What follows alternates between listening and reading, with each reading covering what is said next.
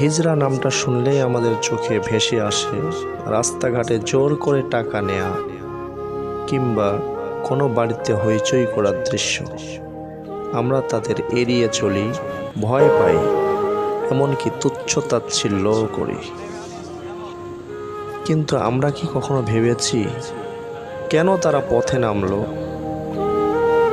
নিজের পরিবার যখন পরিচয় মেনে নেয় না, সমাজ যখন কাজের সুযোগ দেয় না, তখন পেটের দায়ে তাদের এই পথ বেছে নিতে হয়।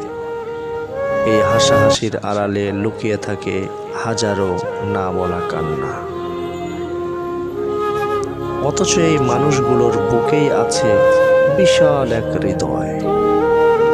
ঢাকার বঙ্গবাজারে যখন আগুন লেগেছিল, ব্যবসায়ীরা নিঃস্ব হয়ে যাচ্ছিলেন, তখন এই অবহেলিত মানুষগুলোই নিজেদের জমানো খাবার কেনা টাকা তুলে দিয়েছিলেন ক্ষতিগ্রস্তদের হাতে।